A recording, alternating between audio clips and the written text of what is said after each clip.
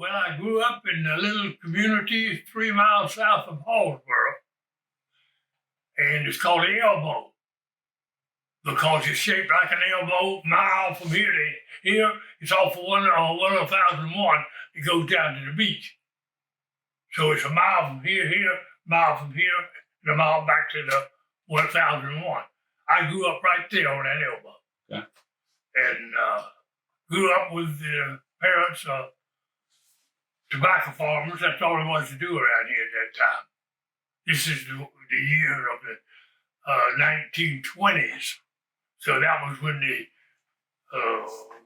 growing 20s were ending and the Depression was just starting at that time.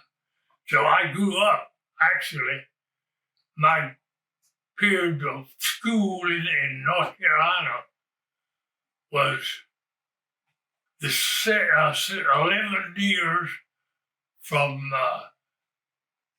1931 until 1943 to the war. So I grew up in Depression and war.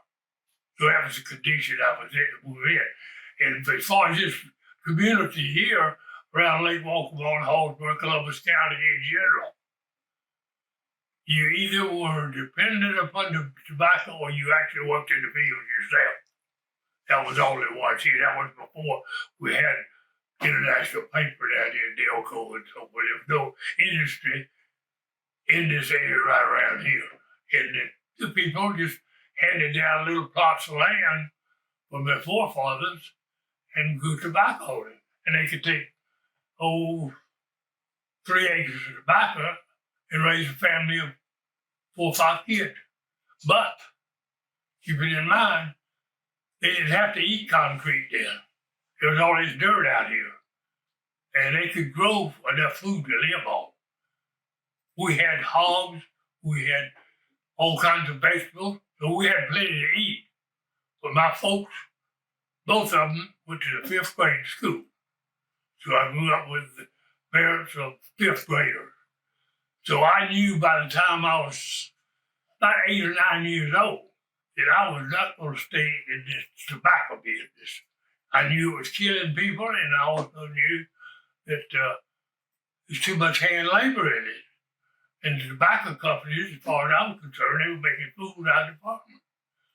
They were making putting it up and then take it over to the warehouse and sell it. They'd sell it and throw it all together. They divided it into different categories of tobacco and sit there. It took about, with us, it took about 6 weeks to prepare for the market. And sit there doing that, knowing and seeing it happen. First time I went over to the market, I saw them take the tobacco, throw it all in the same 16-wheeler, take it up to either Raleigh, Durham. Durham was a big one, and also Winston-Salem had tobacco plants there making the cigarettes. And of course, here the farmers were sitting there trying to make it pretty and divide it into different categories, 4 or 5 different categories of tobacco.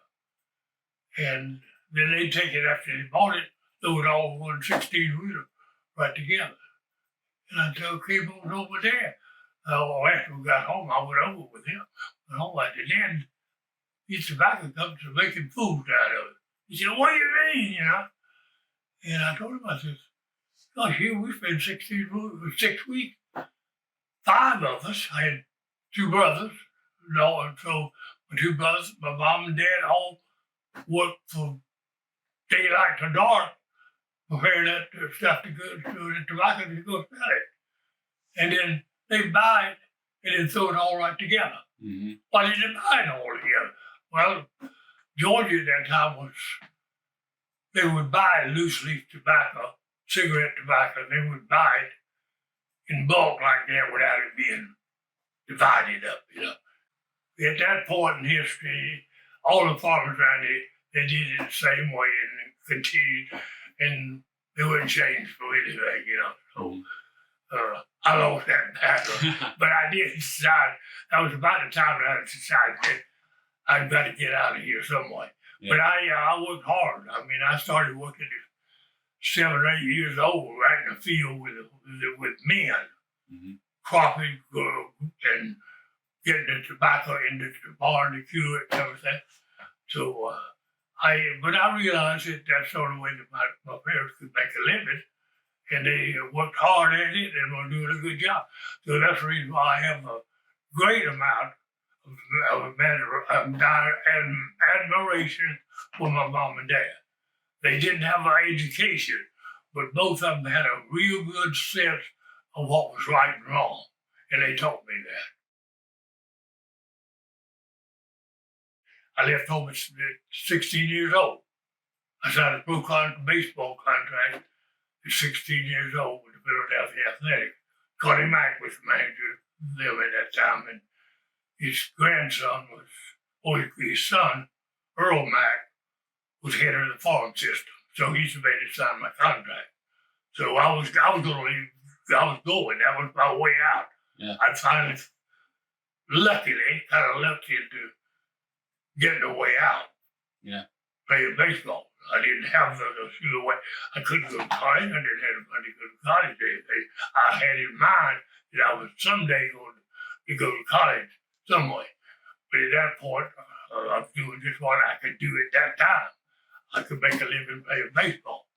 But I saw after about 4 years that I wouldn't be able to play baseball all my life. And I realized at that point that I didn't think I had a chance of making the major league because I was too small for a catcher.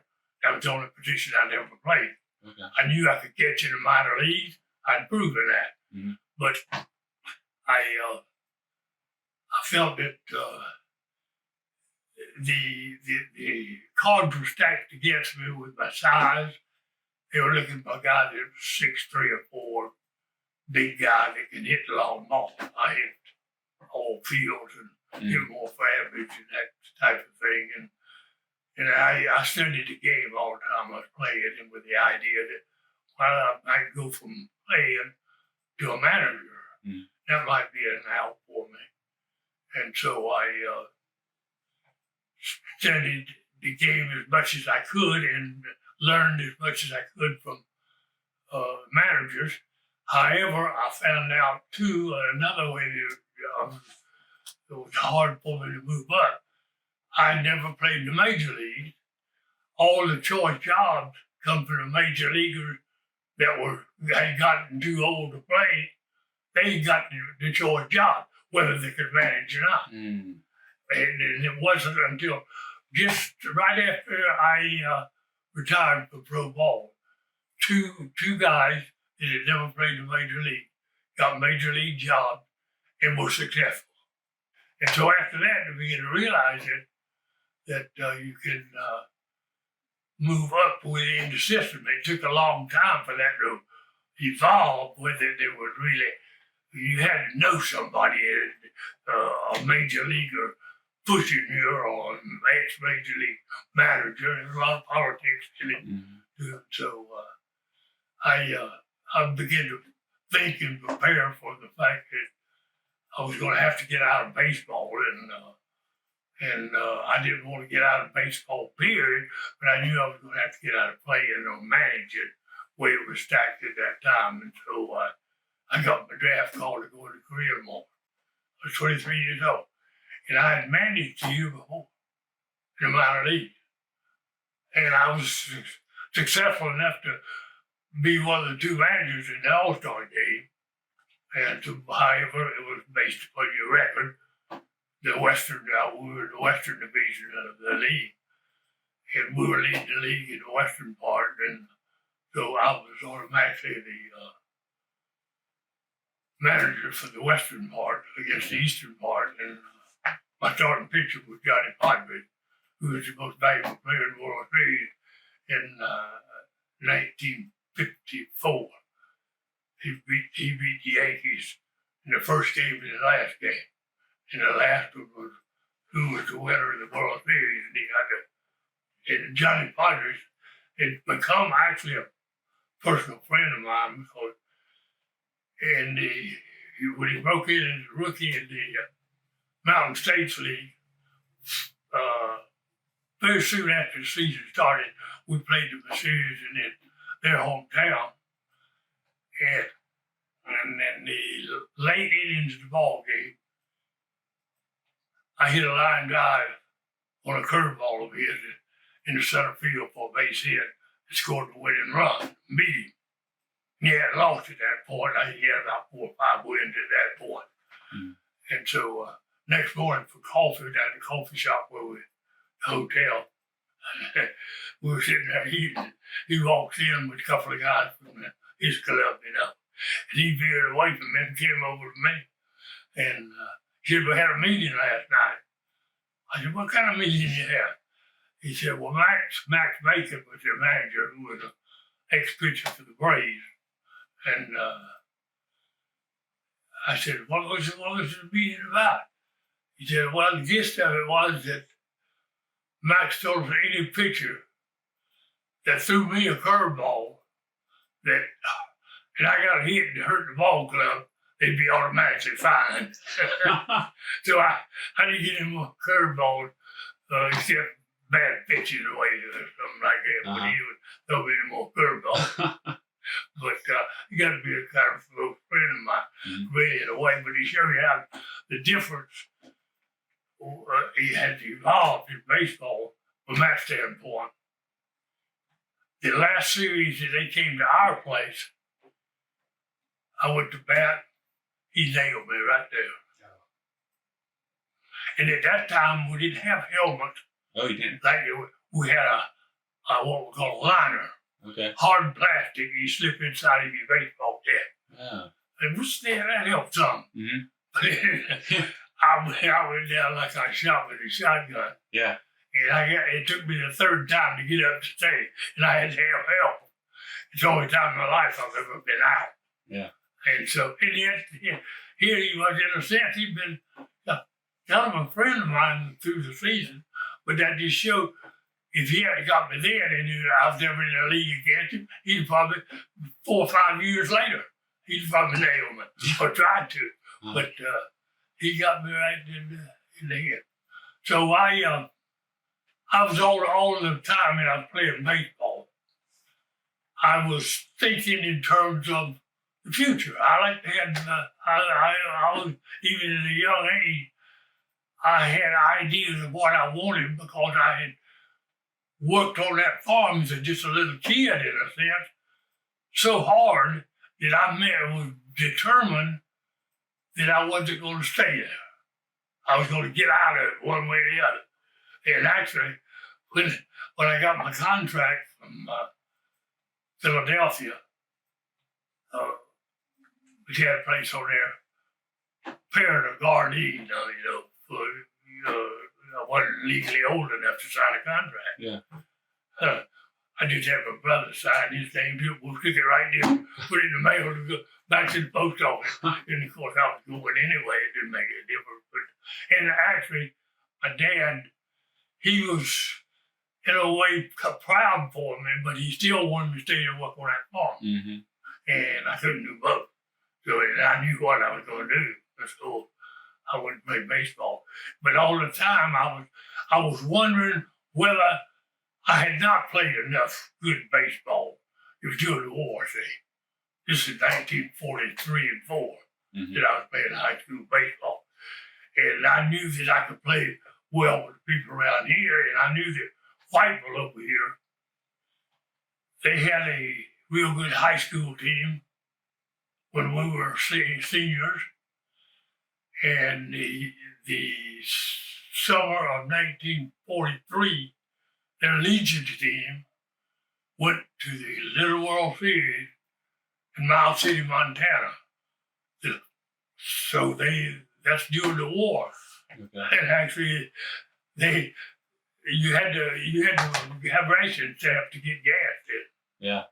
And they had two or three drivers, 3 or 4 drivers to drive cars. That was the year before I played it.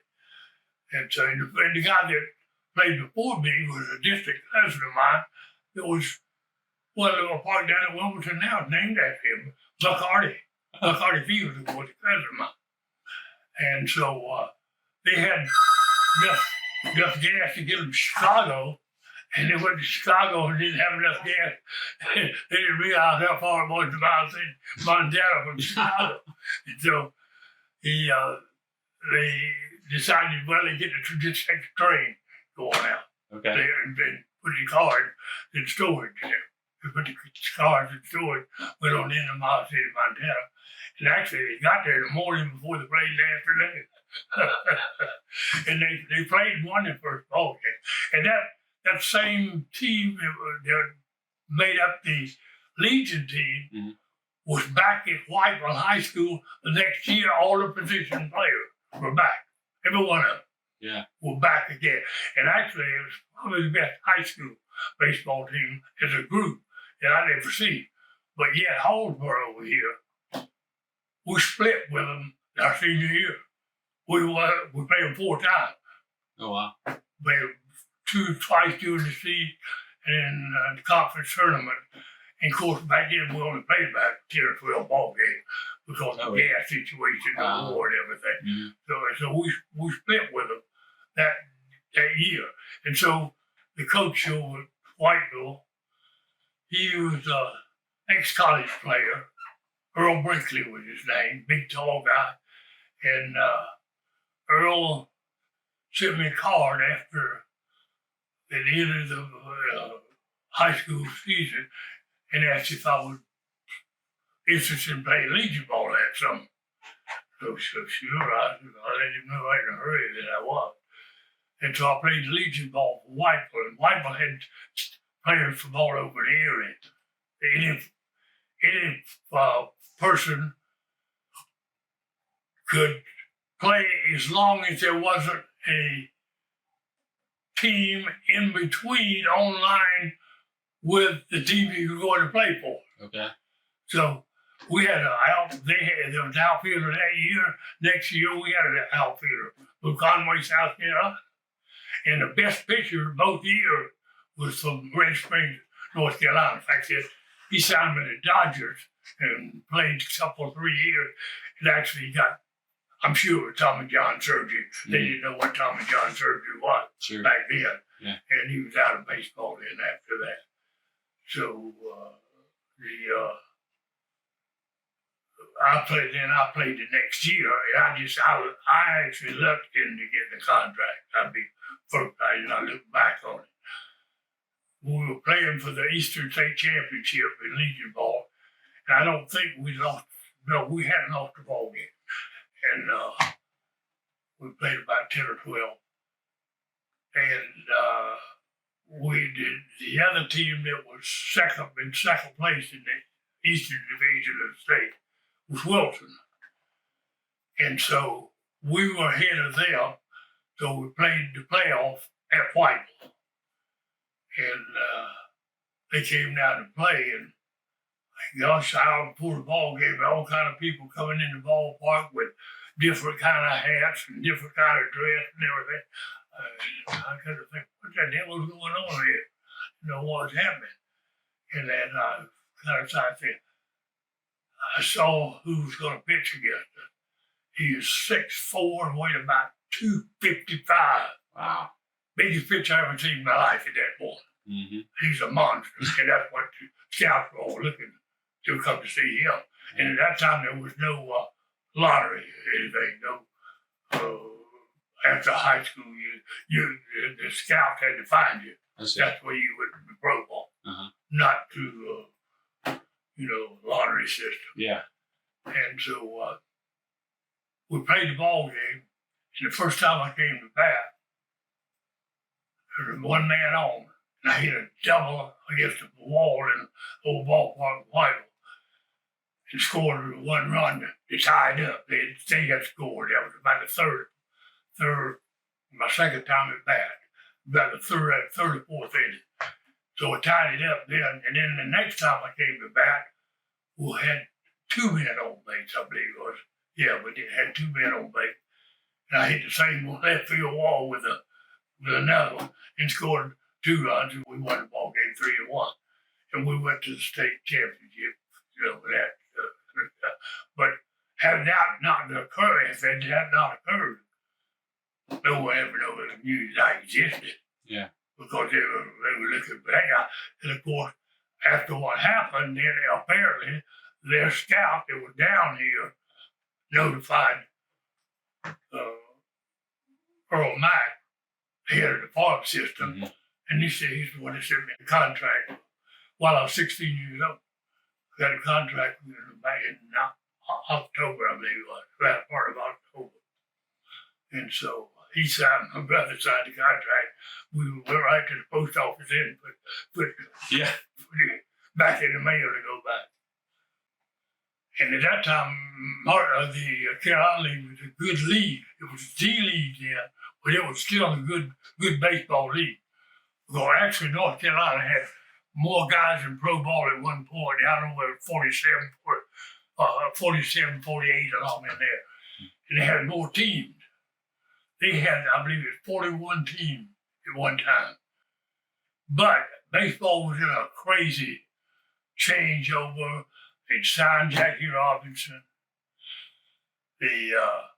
All these little towns in North Carolina, they were baseball hungry. The war ending now. VE days already occurred. Okay. They're waiting and knew that BJ Day is going to occur pretty soon. They're actually letting their discharging a lot of servicemen that were foot soldiers from the European War and the African War, and they're keeping the sailors because they're thinking that they were going to have to invade Japan. So they kept the Navy people in there, in case they had to. But they were releasing a lot of the Army people and so forth. They're coming back, and a lot of them have been ball players, some of them big league ball players and everything else.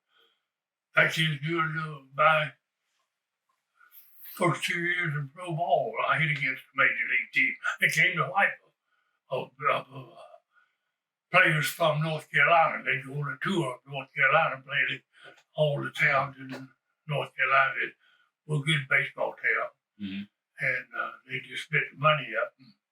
Like Ray Scarborough was pitching for the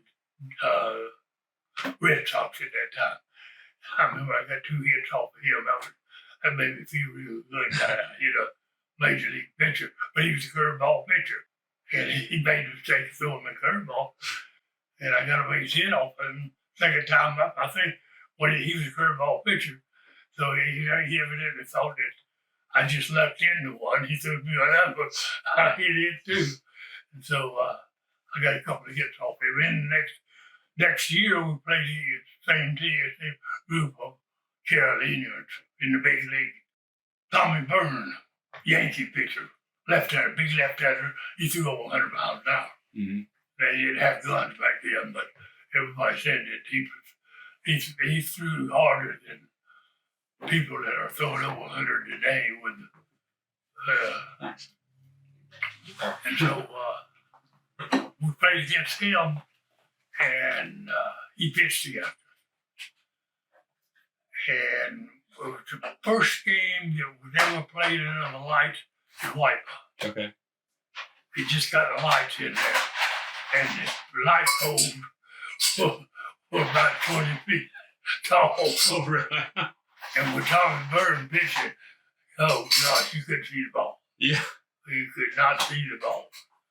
Not enough to pick it up and hit it. You look for the action of it, the spin on the ball. That's what you hit from. You couldn't see anything. It was too dark for that. But that's the first time I hit against a major leaguer. And it was in the major league at that time. I hit against guys, as I already mentioned, Johnny Padres and others that made it later. But these guys were established major leaguers. Ray Scarborough had 2 or 3 good years with the Red Sox. Actually, he was part owner in Mount Olive Pickle Company up in Mount Olive. So I went and played. I went 7 years in minor league baseball. And the Carolina League was the best league I was in.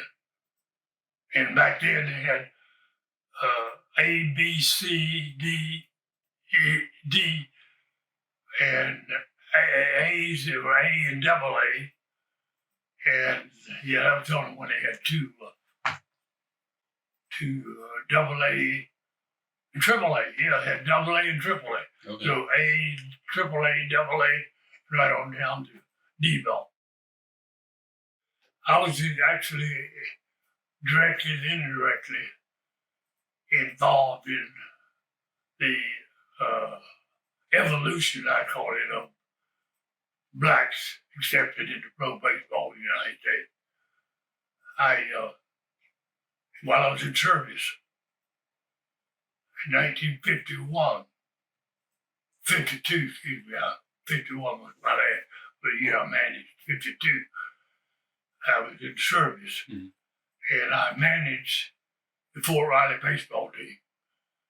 A wise guy told me once, when I was talking about I'd be getting drafted, and he'd been in the service a long time. This guy was a career man. He said, what are you going to do? What are you going to do when you get in there? Mm-hmm. I said, I have no idea. He said, well, let me tell you one thing. If it's something you don't want to do, don't put it on any of your resumes that you fill out anytime. Only put something on there that you want to do.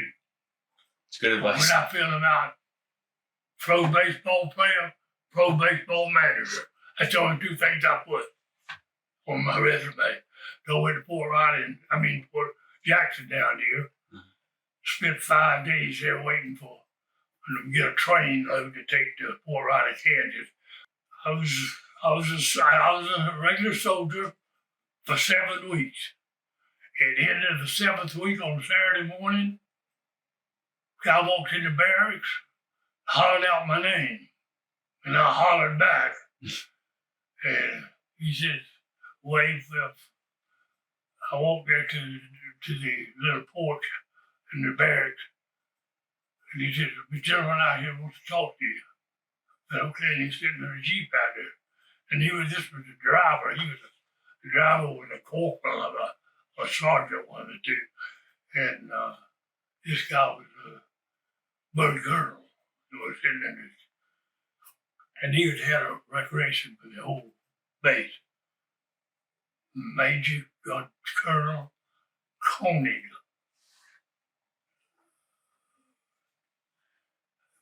was his name. And he says, we've read your resume, which is that you have the background to do what we want you to do.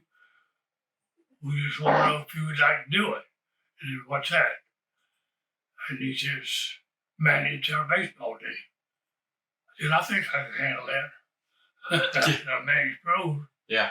And so he said, well, you start Monday. So he pulled orders on me. I was through with basic. Only one more thing I had to do. There was one thing you had to do in order to get out of basic. I had to go through a problem where you crawled under live fire. Okay. So the late afternoon night that they did that, I was told to be such and such a place. They took me out there to rain and sloppy. Yeah, I had to crawl under fire. And I'd ask 2 or 3 guys, well, how high is that fire over here that they're shooting over here? And he said it's about 3 foot. They tell you that, but they want to make sure you stay on your belly. You want to do that. But I knew from the guy that I talked to that it was 36 feet. And there was only one gun firing. The whole company of men going through. So they were firing over my head. So when that tracer would come over my head, then I'd get up on all fours and here I'd go. There was a company in front of me, and I got out with the company in front of me. I caught up with the one in front of me because I just there guys laying on their face or their belly, and they had hand grenades going off and all around and all that stuff. So that was the end of my actual soldier. I run the baseball team. And they cut orders on me and I stayed there. Actually, they posted on the bulletin boards all around the village. Everybody been there for 6 months or more would be shipping out. And that was right after we just come back from the Fifth Army baseball tournament. It was in Wisconsin. No, Indiana. And we just got back from there. And see, I wasn't an officer, see. I said, I just made calls. That's how they got. Oh, well, I made that. I answered the phone to the guy that gave me the job, and I answered it by saying, PFC 10 Russ. Mm-hmm. He said, dude, you still a PFC down there? And I said, yeah, but I'm due. Next time orders came down, I got bumped up. But he took care of me, really. And so, actually, after that, I was home free. I mean, that was the first year after the tournament that fall in Indiana. After that, it was no problem. Because I had a friend, actually, he's a guy that I knew from the day he got into to Fort Riley. I saw the orders of him coming there, and he played a year of college baseball and basketball and a year of college baseball. And so I was looking at the guy that played college baseball. I'd take a look at him. Everybody on the team that I managed in Serbia was a pro except one. And he was a little left-hand hitting outfielder, black one. And he signed right the week after he got out of Serbia. He signed with Pittsburgh, I believe it was. And so I was home free because my friend, he was in a different company, but he was safe too. He would stay there. He was in the company that in charge of the bookkeeping and all the papers and everything of the whole county. And there were all the orders and everything came into it was the lead company, I guess you'd call it. He was signed to that company, and he got all the messages before they actually went out and everything. And so he told me what happened after the major had given me the assurance that I was going to stay there. After he said that I didn't have to worry about going to Korea, you know. And I said, see, when those notices was posted all over camp, you got to start thinking about what you're going overseas. So I went, when we go to the tournament, a guy by the name of Captain Scott, who was from right near the base in Indiana. So he went to go see his folks, you know. Mm-hmm. He had to go along because he was the officer for the trip. I wasn't, and I was going we were riding the train, and so I couldn't legally, by the Army orders, I couldn't take a group of men off on a trip like that. Mm-hmm. So an officer had to go. I didn't see him after we got in there. Yeah. I said, I come here to go. I knew you could handle things. So, well, you're right there. But anyway, so when that notice came down, and we were all shipping out, you know, I thought that was for real, you know. Mm-hmm. So I said to the officer in the barracks where I was staying out there, I said, Sergeant, I said he was a lower level officer that I should talk to be in good shape. I asked him, well, what should I do? He said, you got to talk to somebody higher up. I said, is it okay then if I bypass you and go over, see Captain Scott was at the regimental headquarters. And it was just diagonally across the street from there. And he said, yeah, go see him. So I went over and I said, Captain Scott, I hear I'm going on a boat ride.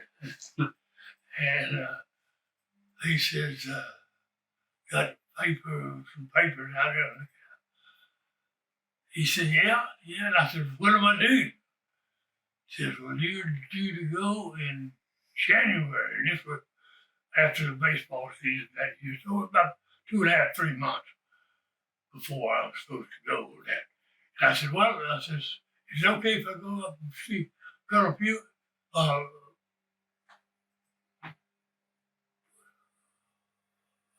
He said, yeah, go ahead. So instead of going up there, I called him first. I called him.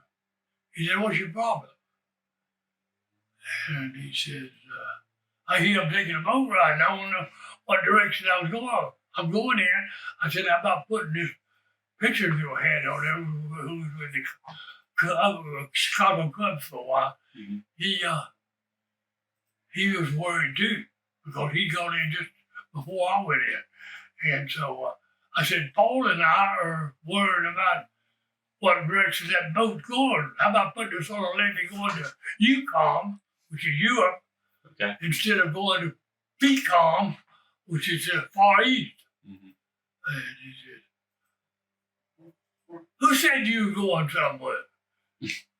And I said, well, I took these posters they posted around here. Mm-hmm. As being true, you aren't going anywhere. So I said, thank you, sir. Mm-hmm. And so after next day or two, a buddy that was in that company, that works in that company, he said he walked in that company that afternoon, hollering attention. Everybody had to stand at attention, and he got the papers, the book or something out and put it out there in the couch. Everyone to come in and take a look at this. These two men don't go on order to go anywhere. I did it. All it was to do it. Yeah. Only thing is, the next year after the baseball season was over, everybody walked into the administrative building for the 85th Infantry Division there. And there was a kid there. I got my mail there. Mm-hmm. And I go through there every morning to see if I had any mail. And a guy from Texas named Hinkle was there. He was the company in charge of the office area. Anyway. And I was there talking to him. So got ready to leave the gym where my office was diagonally across the street from that. I just walked over there. I'd already eaten breakfast down below. So I started to walk out of there. And I heard that first lieutenant was behind me. And I heard him say, damn jockstrap. So I looked, he was only about 2 steps behind me. I walked back to him. I acted like I was going to grab him in the collar and eat him. I said, don't you call me no damn jock. I said, I'll whip your butt right here. Well, you'll be in trouble. I said, you go tell Colonel Hewitt about that. See what he has to say about it. Mm-hmm. And I said, you didn't call me. I said, you stay within your boundaries. Mm-hmm. I said, you are a lieutenant, and I'm a corporal, but you still stay within your limits. You don't call me no damn job to get by with it. So I walked off, went over to the gym from there, and I got to thinking. I think at that time I had about 2 months left before I got out. And so I walked back and I said to the guy my friend there, I said, make me out a pass for 21 days. I sit there and told him what to put on it, and I did. And so it's just for division headquarters are going to a couple, 3 blocks away. I just right then walked up to the division quarters and my papers up to them, got them to sign it, and went back to the gym. I said, a couple, 3 guys there, the ball players. I said, who's got your car here? Well, I said, here's your car. I said, I'm taking me to the train station to get out of here. I'm going on a 21-day furlough. And so I went on a 20-day furlough and came back and went in the office there and asked the kid that had made me pass out and everything. I said, what happened to that crazy lieutenant? It was on me. He said, they sent him to Alaska and didn't give him shots or anything. And he'd get up there, they'll have to give him all the overseas shots and everything all over again. So, because they take care of him for me without going any higher. They just held his papers and everything with his shot records on it and then didn't send me with it. So I don't know what ever happened to that guy. But I learned a lot from there. I learned a lot from it. Yeah. And I played against some good ball players while I was in the military. Yeah. Each one of the teams that we played had big leaguers on it that had been drafted for insurance. Actually, we played Fort Hood in Texas. We played them a doubleheader once. And that big black bankhead or something, it was the Dodgers, first Dodger pitcher they signed. He and Don Larson, pitched a no-hitter. They were the pitching staff that we faced that day. We beat Larson, but didn't beat the big black guy. Okay. But did have a couple, 3 more major leaguers. But in the tournament up in Indianapolis, we faced Johnny Antonella and Brewer, a guy by the name of Brewer was the Red Sox at that time. Those were the 2 major league pitchers that they had at that time. And also, we played quite often Wichita. They were called Wichita Boeing Bojets. Wichita was the headquarters for making the planes at that time. They moved it down to Seattle, I believe. But Kansas City Monarchs, Kansas City was an hour and a half away from it. And same way with Kansas City Monarchs, if we needed a game, and that was at a time when the Negro League was on its way down. Jackie Robinson had signed. Okay. With the signing of Jackie Robinson, then the Negro League was hanging on. They weren't drawing; they were going to see it. Plus, television. What's the one game a week? They were televised on Saturday. Old pitcher, old St. Louis Cardinal pitcher. It was the announcer, and he was a crazy guy, and people like to hear him. But once a week, they could watch a big league game, and so baseball, the minor leagues were hurting because all the players were coming back, and they had to fit them in and at least give them a chance to make the ball club if they'd signed before. And all that was happening, plus the fact they were integrated at the same time. And my last year in pro ball, I managed the Mountain States League, and the owner and the business manager came to our dressing room door one morning. We were in spring training. We didn't go to minor leagues, didn't go to Florida. Major leagues went to Florida, but they played their way forward to their hometown and played games along the way. Okay. Actually, I saw Ted Williams back, but I was from here to the door there, probably when he was hitting. I wanted to see him up close. And we worked out in the morning. We had to be off the field by 1 o'clock, and they came on afterward. So I sat there on the dirt, leaning against the face of the dugout, and watched him hit. And then I went on and dressed and everything. But that same, it was the year before that. is when I played a part in integration of baseball. And then I heard the whole story about Jackie Robinson, because Jackie Robinson was the shortstop for Buck O'Neill, who was the manager of the Kansas City club, and he managed him and played for him most of the time for about 25 years. Wow. And the black leagues were going downhill. They couldn't draw anymore. Buck was a guru of the Negro League. He knew it all. He'd been there.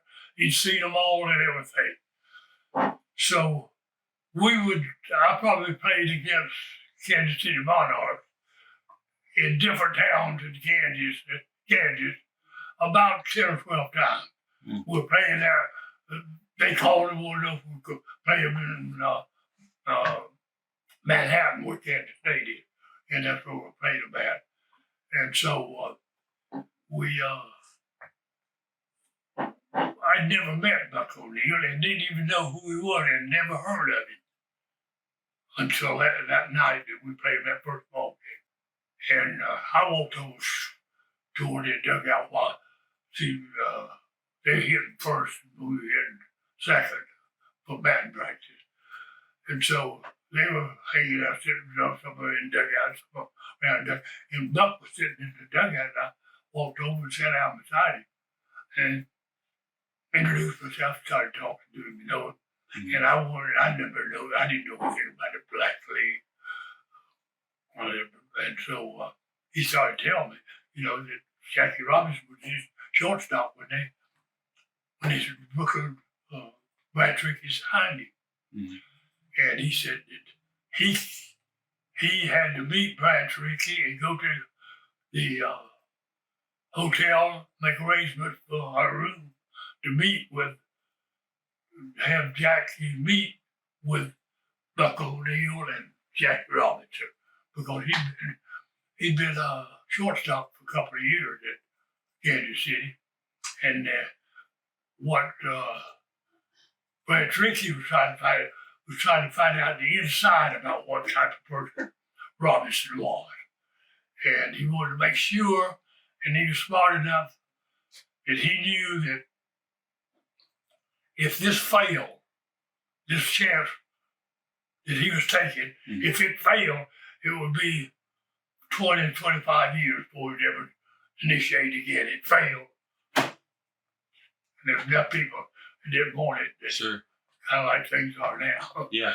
But so, Brad Trickey called him, Buck O'Neill, made arrangements for the meeting with Jackie. And so Jackie and his manager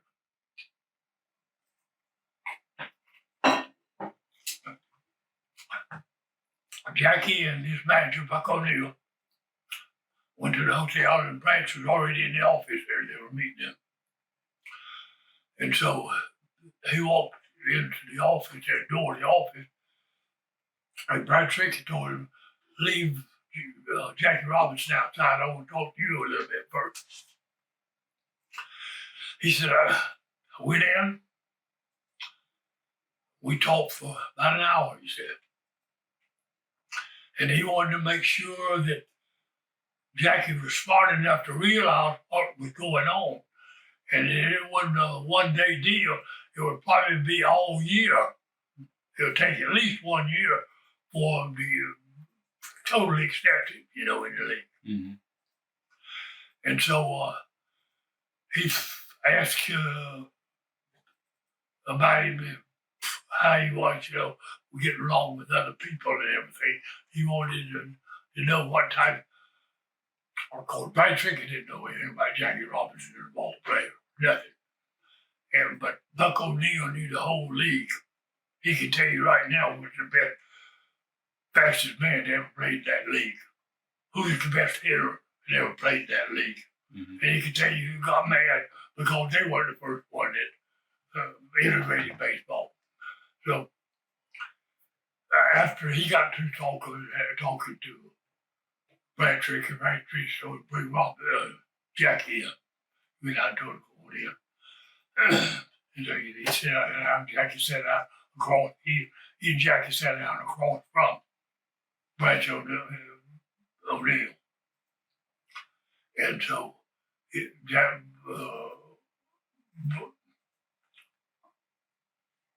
Branch Ricky sit there and looked at Jackie, just sit there and looked at him for about 10 or 15 seconds. He said, Jackie just sit there, didn't say a word for 10 or 15 seconds, just sat there and said that. And then he started. And he told me most of what Jackie said. He said, I think I'm the man to do it because I owe it to my people. He said, if I'm chosen as a person, that means that I've got a big job ahead of me to do. He said, I went to UCLA. I played football there.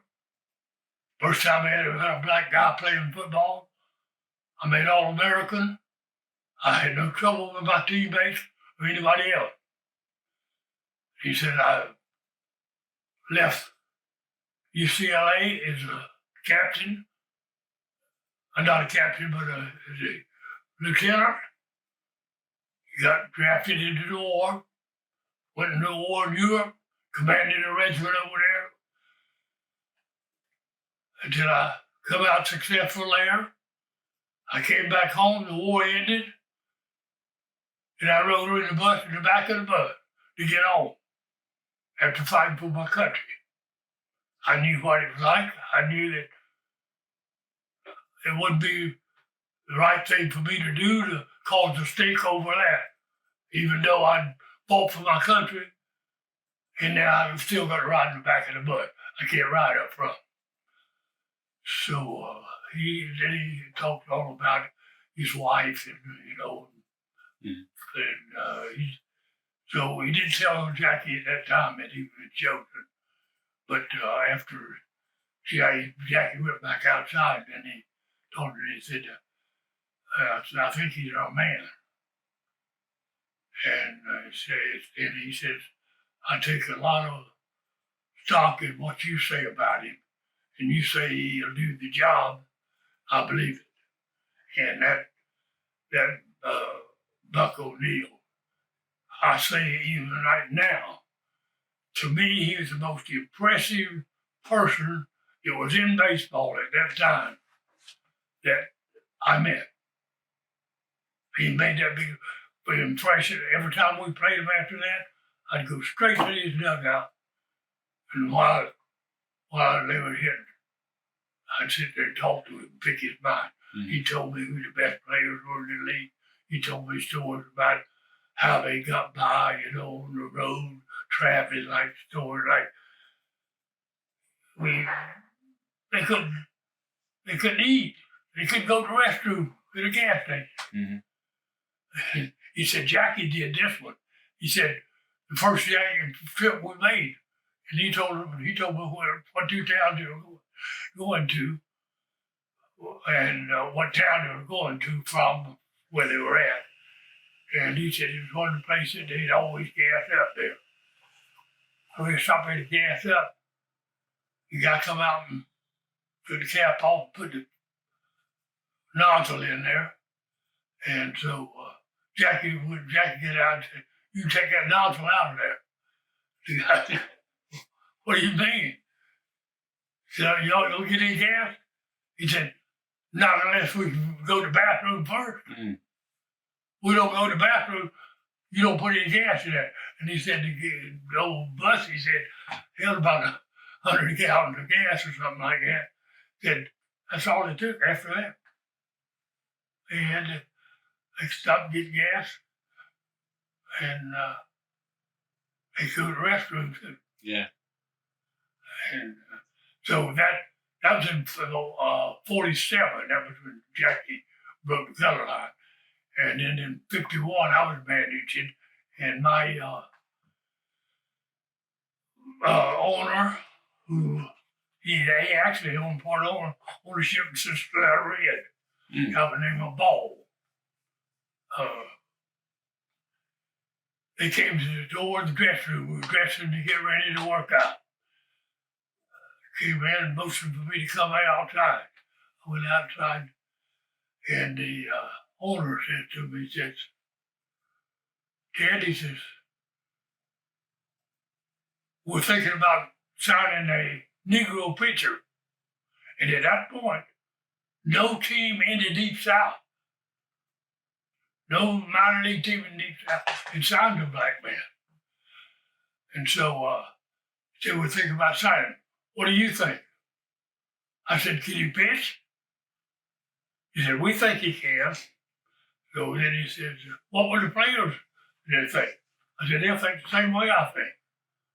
You have no problem with them. Actually, at that time, we had 5 Cubans on the ball club, and they'd already interviewed. They'd been playing with black guys. Mm-hmm. And so he said that, let's see, how did it go? Oh, so I said, well, who is this guy?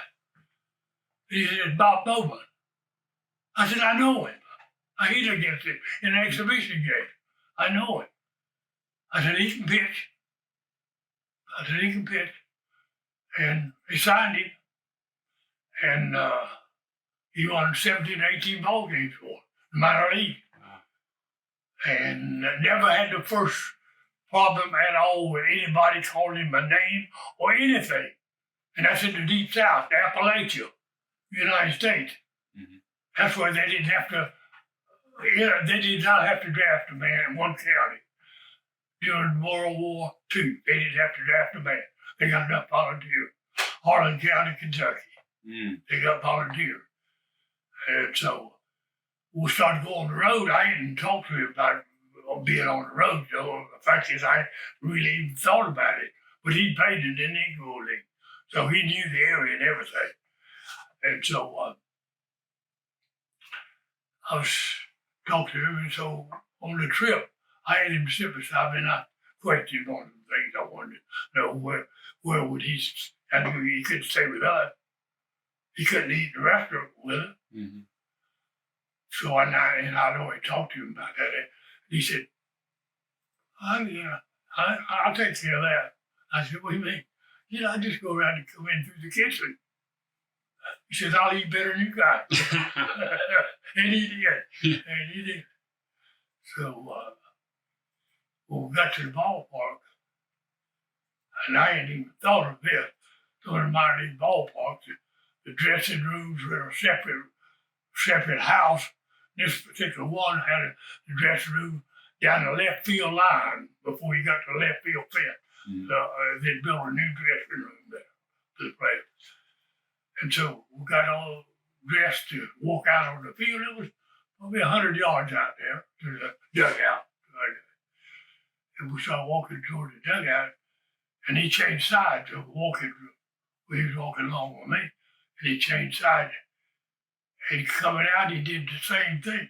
And I noticed he is always getting on the outside.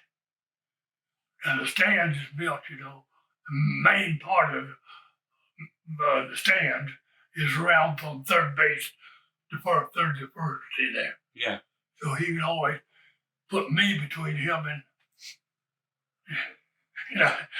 I told him one time, I said, well, you're trying to get me shot, aren't you? and that was really quite enough. He said, well, in a way, but really, he said, what I wanted to do, if we had an incident, I wanted you to be there and know what happened. Mm-hmm. If some nut comes out here and tries to fight me or something. And he'd always get between the stand, the main part of the stand, and me. If we were going to have the ball. All year. Did that all year. Yeah. Yeah. Wow. And had no problem whatsoever. I know that no one ever called him a name.